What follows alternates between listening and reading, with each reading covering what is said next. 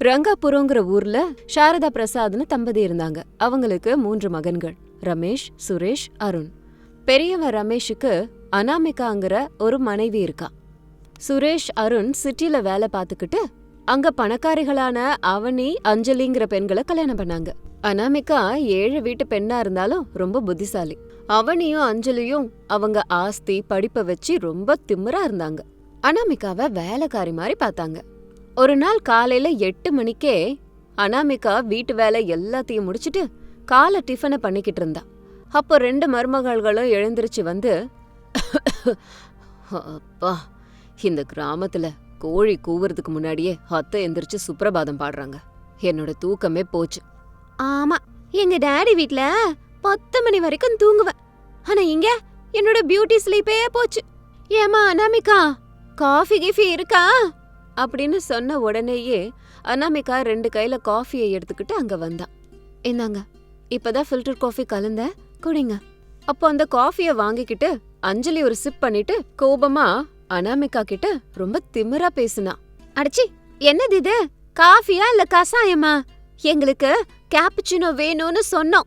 உனக்கு இதை தவிர வேற எதுவும் தெரியாதா? ஆமா, இது எங்களுக்கு பிடிக்காது. காஃபி எங்க ஸ்டேட்டஸுக்கு தகுந்த மாதிரி இருக்கணும். உனக்கு எங்க இதெல்லாம் தெரிய போகுது, பாவம்.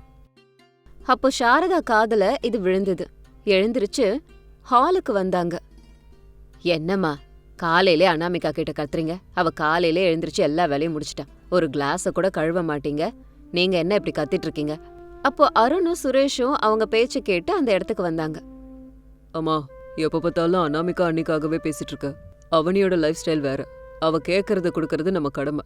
ஓமாம்மா, அஞ்சலியோட அப்பா கோடீஸ்வரன். அவ நம்ம வீட்டுக்கு வந்ததே அதிர்ஷ்டம். அனாமிகா அண்ணி கொஞ்சம் அட்ஜஸ்ட் பண்ணிருக்கலாம் அப்படின்னு சொன்னதும் அதை கேட்டு ரமேஷ் அங்க வந்தான் கோபமா. டேய், வாய அடக்கி பேசுங்க. அனாமிகா இந்த வீட்டு பெரிய மருமக. உங்க மனைவிகளுக்கு வேலை செய்ய வரலன்னா கத்துக்க சொல்லுங்க. என் மனைவிய வேலைக்காரி மாதிரி ட்ரீட் பண்ணா சும்மா இருக்க மாட்டேன். ஆஹா, மாமா நல்லாதான் பேசுறாரு.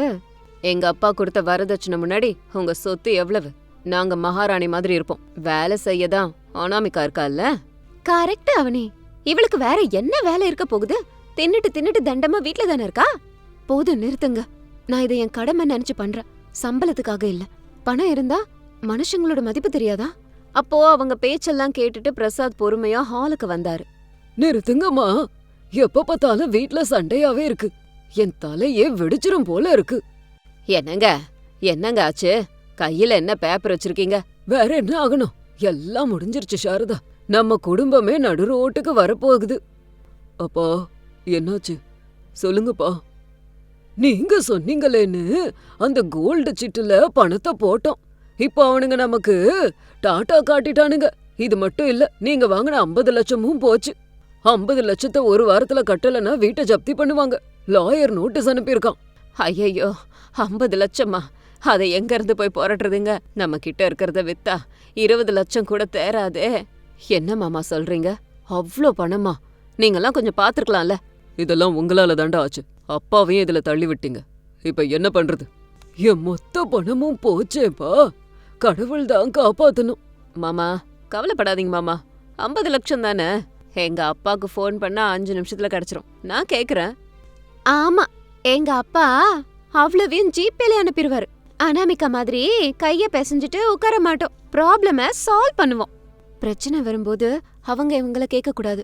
நம்மளே தான் அதுக்கு பரிகாரம் தேடணும். நீ வாய மூடு அனாமிகா, உன்னை யாரும் இங்க கேட்கல. அவனி, நீ ஃபோன் பண்ணு அப்படின்னு அவனி ரொம்ப திமிரா அவங்க அப்பாக்கு ஃபோன் போட்டு பேசுனா. ஹலோ டாடி, எப்படி இருக்கீங்க? நான் நல்லா இருக்கேன். மாமாக்கு பிசினஸ்ல நஷ்டம் வந்துருச்சு. ஒரு 50 லட்சம் தேவைப்படுதுப்பா. 50 லட்சமா? திடீர்னு கேட்டா எப்படிமா? பிசினஸ்ல லாப நஷ்டம் இருக்கதான் செய்யும். மார்க்கெட் இப்போ டவுனா இருக்கு.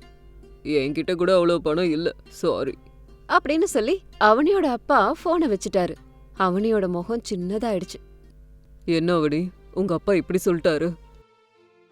சரி விடுங்க, ஏன் டாடி இருக்காருல்ல, போனை போடுறேன் அப்படின்னு சொல்லி அஞ்சலி அவளோட அப்பாக்கு ஃபோன் பண்ணா. ரொம்ப நேரம் கழிச்சு போனை எடுத்தாரு. டாடி, எனக்கு ஒரு பெரிய பிரச்சனை ஆயிடுச்சு. ஒரு 50 லட்சம் ரூபாய் வேணும். ப்ளீஸ் டாடி, ஹெல்ப் பண்ணுங்க. அஞ்சலி, நான் இப்போ சிங்கப்பூர்ல இருக்கேன். பெரிய டீல் ஒன்று போயிடுச்சேன்னு நானே டென்ஷன்ல இருக்கேன். இப்போ பணம் கேட்டு என் பிபியை ஜாஸ்தி பண்ணாத. உன் புகுந்த வீட்டு பிரச்சனை ஒண்ணுது. அப்படின்னு சொல்லிட்டு அஞ்சலியோட அப்பாவும் போனை கட் பண்ணிட்டாரு. அந்த நேரத்துல அஞ்சலியோட முகமும் மாறிப்போச்சு. பிரசாதும் சாரதாவும் அப்படியே நின்னாங்க. பாத்தீங்களா, பணக்காரங்கன்னு பெருசா பீத்திக்கிட்டீங்க. கடைசி நிமிஷத்துல சொந்த பொண்ணுங்களுக்கே அவங்க உதவி பண்ணல. அவங்களுக்கு உண்மையிலேயே ஏதாவது பிரச்சனையா இருக்கும். எங்க கிட்ட இருக்கிற டைமண்ட் நகையை நாங்க விக்கிறோம். கோடி ரூபாய் கிடைக்கும். ஆமா, தங்கம் விக்கிற விலைக்கு என் பாதி நகைய வித்தா போதும். கேட்டதுக்கு மேல பணம் கிடைக்கும். எல்லாரும் சேர்ந்து டவுன்ல இருந்த ஜுவல்லரி ஷாப்புக்கு போனாங்க. அப்போ அந்த கடைக்காரர் ஷாக்கிங்கான ஒரு விஷயம் சொன்னாரு. ஏமா, இந்த நகையெல்லாம் எங்க வாங்குனீங்க? எங்க டாடி துபாயில இருந்து வாங்கிட்டு வந்தாரு. Pure diamond. 50 லட்சம் கிடைக்கும். 50 லட்சமா? ஜோகு நல்லா இருக்கே. இதெல்லாம் அமெரிக்கன் டைமண்ட்ஸ். ரோட்லலாம் வித்துக்கிட்டு இருக்கான். இதை வித்தீங்கன்னா ஒரு 500 ரூபா கிடைக்கும். அதுவே ஜாஸ்தி. என்ன நீங்க என்னென்னமோ சொல்றீங்க? எங்க அப்பாவாவது ஃபேக் நகை கொடுக்கறதாவது? நான் டெஸ்ட் பண்ணிலமா சொல்றேன். என்ன எப்படி பேசுறீங்க? அவனிக்கும் அஞ்சலிக்கும் ஷாக் அடிச்ச மாதிரி ஆயிடுச்சு. அவமானத்துல தலை குனிஞ்சு நின்னாங்க. பிரசாத் உடைஞ்சு போயிட்டாரு. எல்லாம் முடிஞ்சிருச்சு. நம்ம மானம் போக போகுது. வீட்டை எடுத்துக்க போறாங்க. நம்ம ரோட்டுக்கு வர போறோம். கடவுளே, யார் எங்களை காப்பாத்துவா? மாமா, தைரியமா இருங்க. அழுது இப்படி உட்கார்ந்து புலம்பனா வந்துருமா? என்கிட்ட ஒரு யோசனை இருக்கு. உன்கிட்ட யோசனை இருக்கா? எங்க அப்பாங்களே ஹெல்ப் பண்ணல. உன்கிட்ட என்ன இருக்கு? பணம் மட்டும் சொத்து இல்ல, புத்திசாலித்தனமும் ஒரு சொத்து தான். எங்க ஊரு ஜமீன்தார் ராகவ பத்தி உங்களுக்கு தெரியும் இல்லையா? தெரியுமா? ஆனா அவர்கிட்ட நமக்கு என்ன வேலை? அவங்க பொண்ணுக்கு மஞ்சள் நீராட்டு விழா நடத்த போறாங்களாம். கிராமத்து மனம் இருக்கிற மாதிரி ஒரு செட்டப் வீடு வேணும்னு தேடிக்கிட்டு இருக்காங்க. நம்ம வீடு அப்படிதானே இருக்கு. அதனால என்ன, வீடு வாடகைக்கு கொடுத்தா 10,000 ரூபாய் கிடைக்கும். அது இல்ல, அவங்க இந்த ஃபங்க்ஷனுக்கு 2 கோடி பட்ஜெட் போட்டிருக்காங்க. நம்ம அவங்க கிட்ட பேசி வீட்டையும் தரோம், ஃபங்க்ஷனையும் நடத்தி தரோம்னு சொன்னோம்னா கண்டிப்பா 10 லட்சமாவது அட்வான்ஸ் கொடுப்பாங்க. நம்ம நிலத்தை கூட லீஸுக்கு கொடுக்கறோம்னு சொல்லலாம். ஐடியா நல்லா இருக்குப்பா. முயற்சி பண்ணி பார்க்கலாமே. சரி அனாமிகா, நீ சொன்ன மாதிரியே செய்வோம். பிரசாதும் அனாமிகாவும் போய் ஜமீன்தார பார்த்து பேசினாங்க. அனாமிகா பேசுனது பிடிச்சு போய் அவரு ஒத்துக்கிட்டாரு.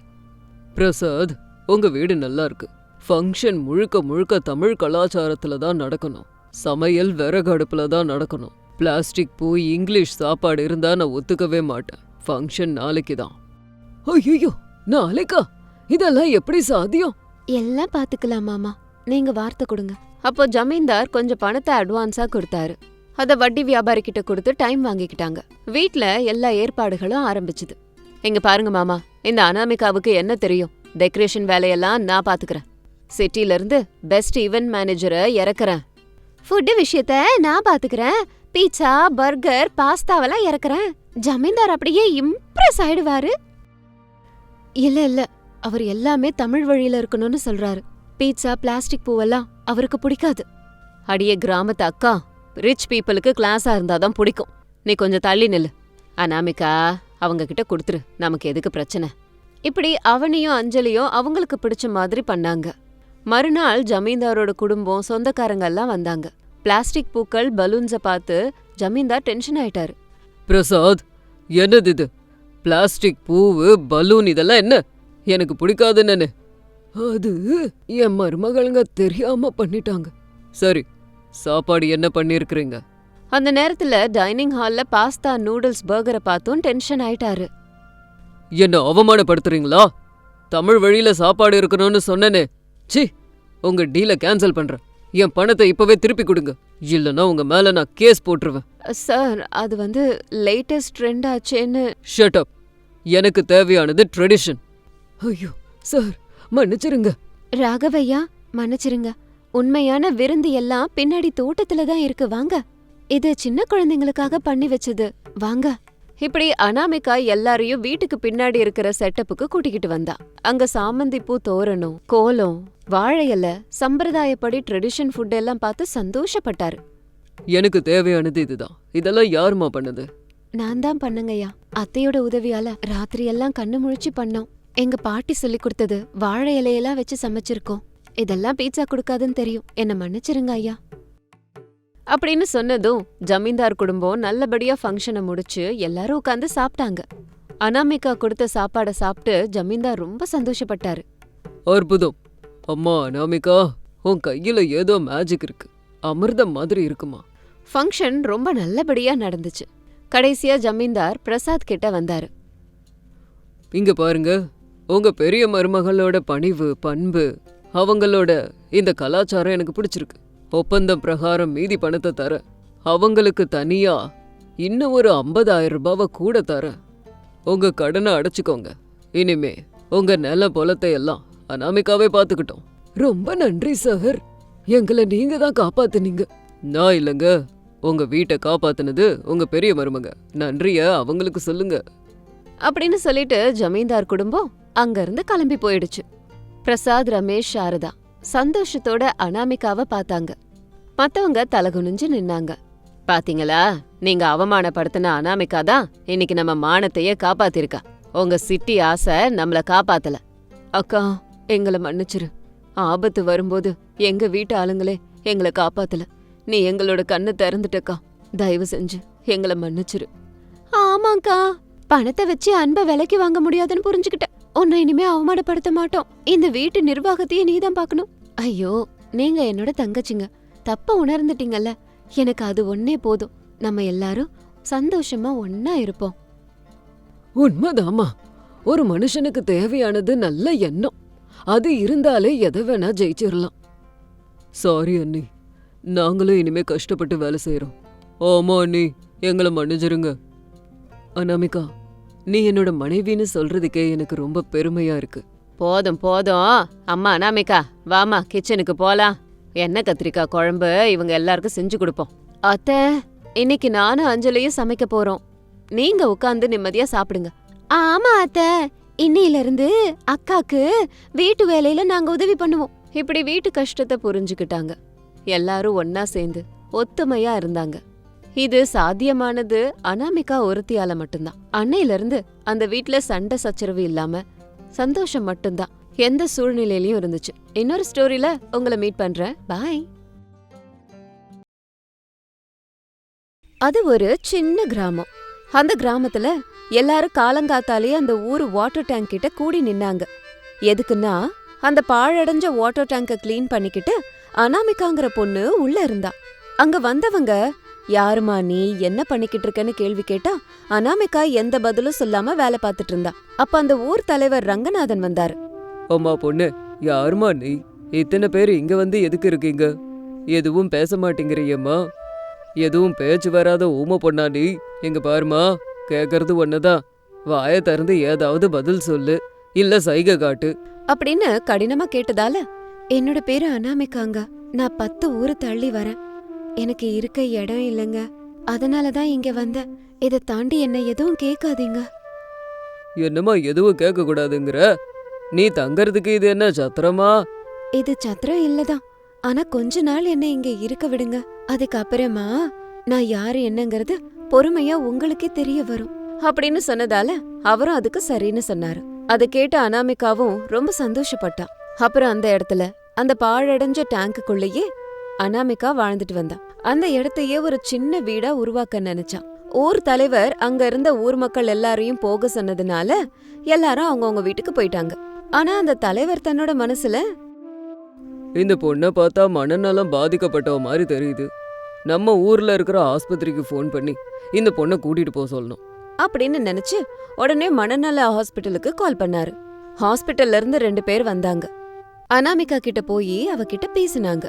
அவகிட்ட பேசினதுக்கு அப்புறமா அவ பைத்தியம்லாம் இல்ல, ரொம்ப தெளிவான பொண்ணுன்னு புரிஞ்சுது. ஆனாலும் அந்த தலைவர் பலவந்தமா அனாமிகாவை மனநல ஹாஸ்பிட்டலுக்கு கூட்டிட்டு போனாரு. அந்த இடத்துல அவளை பார்த்த சாரதா ரொம்ப சந்தோஷமா அனாமிகா கிட்ட வந்தாங்க.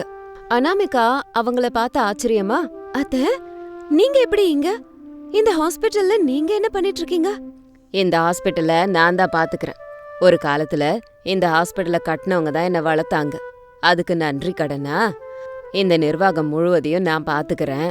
இது ஹாஸ்பிட்டலை விட ஒரு ஆசிரமம்னு சொல்லலாம்.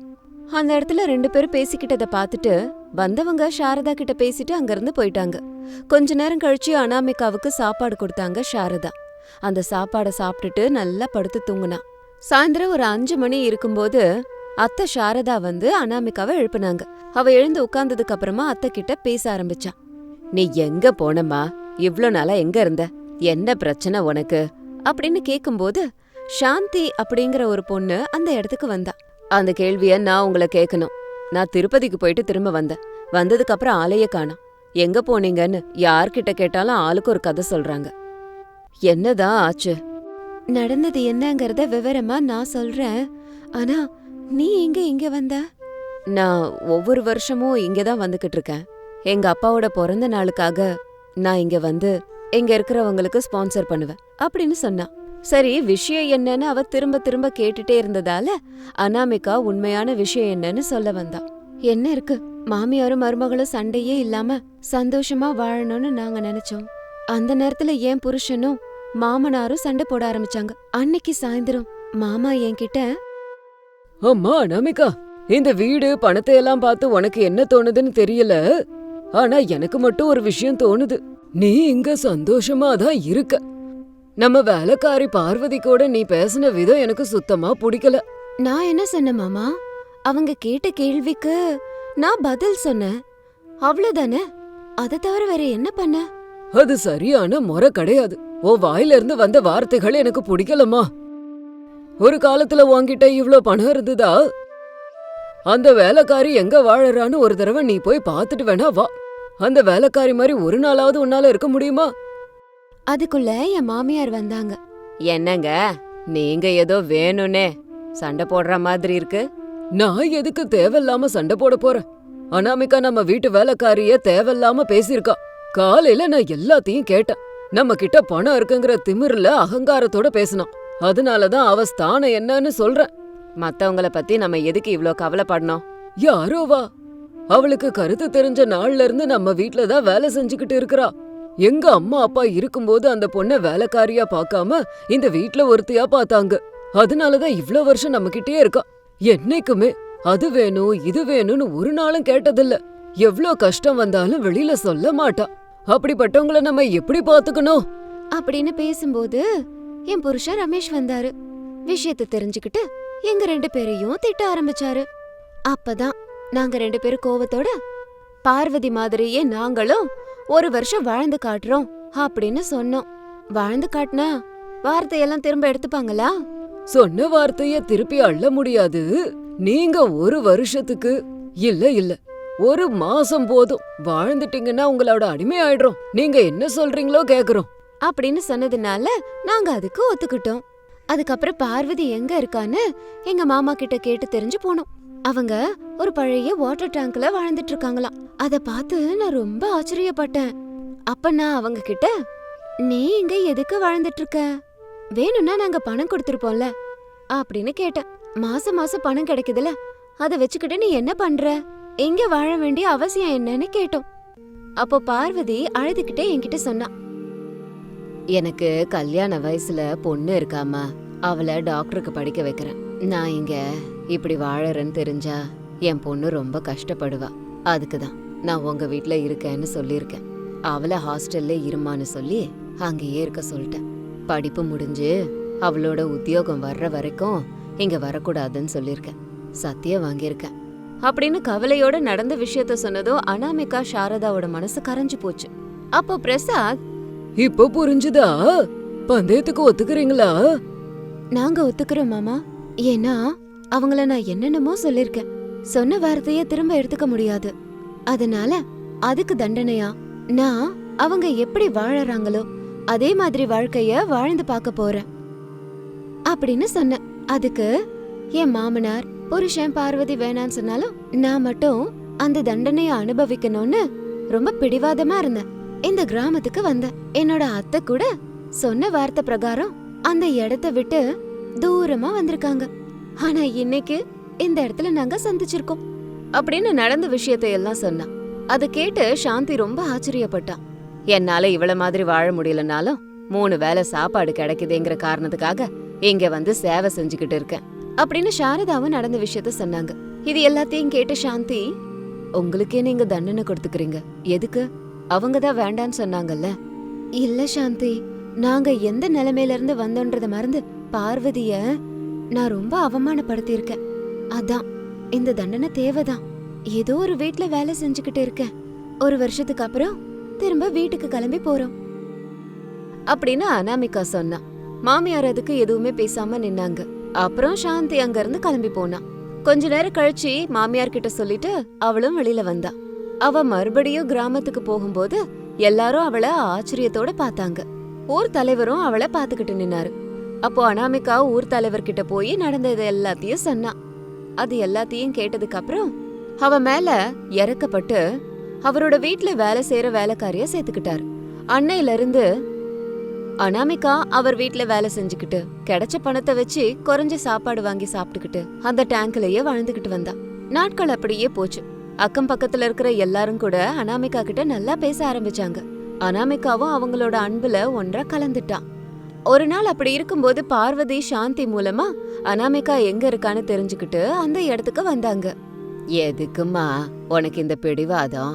அவ்வளோ பணம் வச்சுக்கிட்டு இப்படி ஏழை மாதிரி டேங்க்ல வாழ்ந்துட்டு இருக்கே. நடந்தத நானே மனசுல வச்சுக்கல மறந்துட்டேன். ஆனா நீங்க அத மனசுல வச்சுக்கிட்டு ஏன் இவ்ளோ கஷ்டப்படணும்? நடந்தத மறந்து ரொம்ப நாள் ஆச்சு பார்வதி. ஆனா ஒரு வருஷம் கழிச்சுதான் வீட்டுக்கு வருவேன்னு சொன்னத நீதான் மறந்துட்ட. அது சரி, என் மாமனார் புருஷன் எப்படி இருக்காங்க? அவங்கள நல்லா பாத்துக்கிறியா? அவங்க எப்பவும் உங்களை பத்தி தாமா யோசிச்சுக்கிட்டு இருக்காங்க. இன்னும் நீங்க இங்க இருக்கிற விஷயத்த நான் சொல்லல. வேணா சொல்லாத. ஒரு வருஷம் போட்டோம், நானே வரேன். உனக்கு வேணும்னா அப்பப்ப என்ன வந்து பாத்துட்டு போ அப்படின்னு சொன்னதும் பார்வதி சரின்னு சொன்னாங்க. கொஞ்ச நேரம் அங்கேயே இருந்து அவகிட்ட பேசிட்டு சாரதாவை பாக்குறதுக்காக போனாங்க. சாரதா கிட்ட கூட கொஞ்ச நேரம் பேசிட்டு அதுக்கப்புறமா கிளம்பி போனாங்க. இப்படியே நாட்கள் போச்சு. ஒரு வருஷம் போனதுக்கு அப்புறம் அவங்க கஷ்டப்பட்டு சம்பாரிச்ச பணத்தை எடுத்துக்கிட்டு மாமியாரும் மருமகளும் அவங்களோட வீட்டுக்கு போனாங்க. அவங்க வீட்டுக்கு போனதும் புருஷனும் மாமனாரும் ரொம்ப சந்தோஷப்பட்டாங்க. அனாமிகா, நீ உனக்கு தண்டனை கொடுக்கறதா நினைச்சுக்கிட்டு எங்க 2 பேருக்கும் தண்டனை கொடுத்துட்டம்மா. எது எப்படியோ இந்த வருஷமாவது நம்ம எல்லாரும் ஒன்னா சேர்ந்து இருக்கலாம். போகட்டும், திரும்ப நீங்க வந்ததே போதும். உள்ள வாங்க. அத கேட்டு அனாமிகா சந்தோஷப்பட்டா. சும்மா வரலங்க, நாங்க சம்பாரிச்ச பணத்தோட வந்திருக்கோம். அது கூடவே நிறைய பேரோட அன்பும் ஆதரவும் கிடைச்சது அப்படின்னு நடந்த எல்லாத்தையும் சொன்னா. அத கேட்டு 2 பேரும் சந்தோஷப்பட்டாங்க. ஆனா பார்வதி கிட்ட மட்டும் ஒரு வார்த்தை கூட எங்க கிட்ட சொல்லலையே, எதனாலன்னு கேட்டாங்க. அதுக்கு அந்த பார்வதி, அனாமிகா அம்மா என்கிட்ட சொல்லக்கூடாதுன்னு சத்தியம் வாங்கிட்டாங்க, அதனாலதான் சொல்ல முடியல அப்படின்னு பார்வதி சொன்னதுனால அமைதியானாங்க. அன்னையில இருந்து மாமியாரும் மருமகளும் பார்வதிய மரியாதையோடவும் உதவின்னு வர்றவங்க கிட்ட பணிவோடையும் நடந்துக்க ஆரம்பிச்சாங்க. இது இன்னைக்கு ஸ்டோரி. இதே மாதிரி இன்னொரு ஸ்டோரியோட உங்களை மறுபடியும் மீட் பண்றேன். அது வரைக்கும் பாய்.